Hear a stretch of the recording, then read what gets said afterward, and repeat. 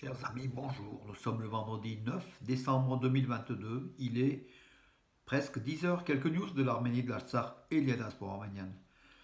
Donc, avant l'actualité, donc ce soir, donc une dernière fois, donc je vous montre l'affiche de la soirée. Donc ici à Bourg-les-Valences, l'association culturelle arménienne organise un débat autour de ce thème. Donc l'Arménie en danger, que peut-on faire pour la sauver? Avec des témoignages de retour d'Arménie il y a quelques semaines, on y était, donc voilà, donc, et également les avis de quelques politiques, notamment du vice-ministre arménien des Affaires étrangères, Balou Ovanessian, qui nous a quand même évoqué pas mal de choses au niveau de la défense de l'Arménie et tout ce qui se déroule. Voilà, donc ce soir, donc ce vendredi, donc 9 décembre, 20h30, salle Chounier de la MJC Jean Moulin. Hier, donc à Lyon, à la région Auvergne-Rhône-Alpes, donc Araïk Harounian, le président de la République de l'Artsakh, a été reçu par Laurent Wauquiez, mais Laurent Wauquiez étant retenu, il a été remplacé par l'un des vice-présidents du conseil régional, le maire de Valence, Nicolas Daragon. Voilà, donc une réception, signature d'un certain nombre d'accords, de protocoles liant la région à l'Artsakh. Voilà, en compagnie de nombreuses personnalités, des élus aussi du monde associatif et du monde politique, donc qui étaient présentes. Donc voilà, une forte délégation arménienne de Valence, comme d'habitude, voilà, amenée par le maire de Valence, Nicolas Daragon. On y était. Donc on a salué le président de la République de l'Artsakh. J'ai eu une petite conversation avec lui. C'est assez intéressant. Donc l'homme connaît donc le dossier et puis on ne doit que le soutenir en fait. Hein. L'Artsakh est en danger, bien sûr, en danger de mort. Sa population, la sécurité de sa population est la question clé. Et nous devons aider l'Artsakh, nous devons aider donc Araïk Harounian, nous devons aider le peuple arménien de l'Artsakh à faire face à la pression turco-azérie qui est aux frontières et qui menace à tout moment. Voilà pour cela. En tout cas, bonne tournée en France, président de la République de l'Artsakh. En tout cas, il y a eu que des éléments positifs. Hein. Voilà, il est quand même bien reçu. Il a été très bien reçu à la région. Il a été reçu aussi par la mairie de Lyon. Il sera aujourd'hui ou demain, il sera aussi à Marseille. Donc, il a été très très bien reçu à Paris, à la Maison de la Chimie organisée par le CCF, dans une salle comble. Il a eu de nombreuses rencontres politiques. Voilà. Euh, seul élément, l'Artsakh n'est pas reconnu encore par la France. Voilà, donc aussi l'un des points, comment dirais-je, du fait du groupe de Minsk de l'OSCE, l'un des points clés, peut-être qu'il faut aujourd'hui contourner. Mariam Mgrdetchan, championne du monde et championne d'Europe des échecs, donc la jeune, hein, des moins de 18 ans en fait, des moins de 18 ans, a remporté le championnat, oui, le tournoi international, le grand tournoi international des échecs de Khanty Maninsk, non, Khanty Mansik, en Russie ça se passe. Donc c'est une station, en Russie c'est une ville. Euh, Elle a remporté donc le Grand Prix. Donc elle sera dans les U20, dans les moins de 20 ans. Donc on peut quand même présumer, donc Mariam Mgrdetchan sera un jour prochain championne du monde féminin des échecs. C'est le grand espoir de l'Arménie. C'est le grand espoir. Hein, voilà. Elle gagne en ce moment, elle gagne tout. Voilà. Elle a été reçue par Pachinian, elle a été reçue par un certain nombre de personnalités en Arménie. Et l'Arménie, il croit beaucoup en elle pour justement avoir une championne du monde arménienne. Donc là, elle est championne du monde des U20 et U18, des moins de 18 ans, championne d'Europe aussi.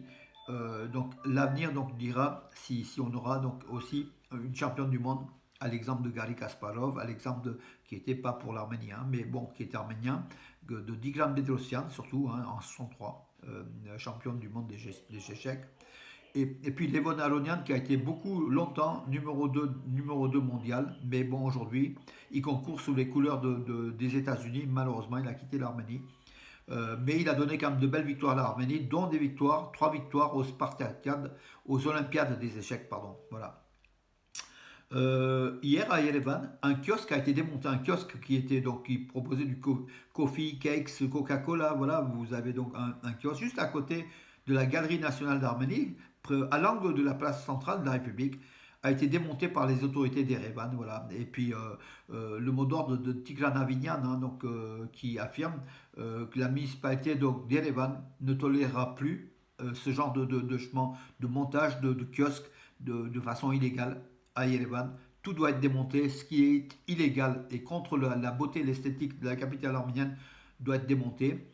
C'était des kiosques hérités des années Kocharian, Sarkissian. Hein, donc voilà, donc pour la période Pachinian en tout cas, ça se passe pas comme ça. Donc il n'y a pas de, comment dire, il y a pas de montage sauvage de kiosques ou de boutiques à Yerevan, donc, ou des marchés en fait, des marchés illégaux euh, dans les rues. Voilà.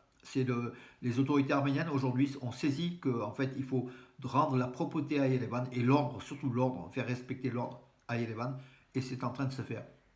Hier soir, dans la région de Sunik, à Nerkin, près des villages de Nerkinand, les positions arméniennes ont été prises pour cible, c'était à 20h30, de tirs azéri d'armes légères, donc Kalachnikov a priori. Hein.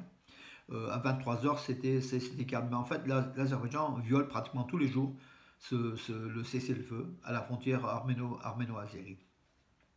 Alors, pour répondre à certaines questions, beaucoup me posent la question, mais est-ce que l'armée arménienne, est-ce qu'il y a des volontaires, est-ce que les gens ils montent aussi au front, aux frontières, pour défendre la frontière souveraine de l'Arménie?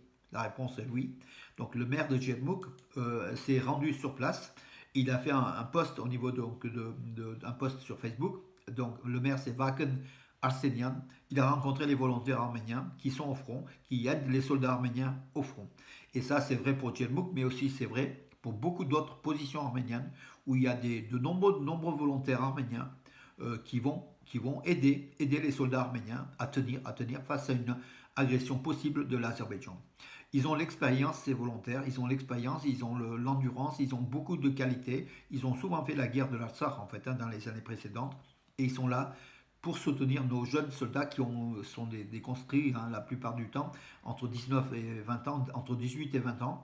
Voilà, ces volontaires sont d'un très très grand recours pour nos soldats. Voilà. Et il y en a des milliers et des milliers, en plus d'autres volontaires qui sont en train de se former de la partie civile. Hein. Donc dans plusieurs villes d'Arménie, il y a des groupes de jeunes volontaires, de volontaires jeunes ou moins jeunes, qui se forment aussi au maniement des armes pour justement un jour affronter l'ennemi, aider les soldats arméniens à la frontière. Voilà. Armen Grigorian, c'est qui? Donc je vais vous le dire qui c'est. C'est le secrétaire du Conseil de sécurité de l'Arménie, en fait, hein, Armen Grigorian, donc un personnage clé. Il qualifie la provocation des dernières actions de la partie azérie dans le corridor de la Chine, où il y a eu quelques manifestants qui ont bloqué la route. Il qualifie cela d'une provocation volontaire de l'Azerbaïdjan.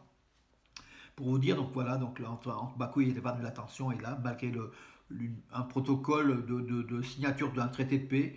En tout cas, l'Azerbaïdjan fait tout pour envenimer la situation et peut-être faire créer des incidents afin de faire partir peut-être les soldats russes de paix qui sont là, les 2000 soldats qui sont en Artsakh, et aussi pour essayer de bloquer cette route pour pas que l'Arménie fournisse de la nourriture ou divers éléments à l'Artsakh, ou qu'il y ait des flux de chemin des transports hein, entre l'Artsakh et l'Arménie. Et tout simplement, Bakou désire étrangler donc l'Artsakh, hein, les 40% du territoire de la République d'Artsakh qui reste encore aux mains des Arméniens, le reste étant occupé par l'Azerbaïdjan. Donc Bakou désire mettre la main aussi sur cette population, sur cette partie de l'Artsakh, en faisant éventuellement donc peut-être du travail de sabotage ou l'envoi de manifestants, de faux manifestants, pour essayer de créer de vrais problèmes, entre l'Arménie et l'Artsakh et faire intervenir les forces russes de paix. Donc voilà, donc c'est pas n'importe qui le dit, donc voilà, donc c'est aussi, il faut prendre Armen Grigorian, il faut prendre la chose au sérieux. Ce dimanche, je vous l'ai dit donc plusieurs fois, donc c'est le dimanche à 16h, France 2, en direct d'Erevan, Eurovision 2022, 20e édition.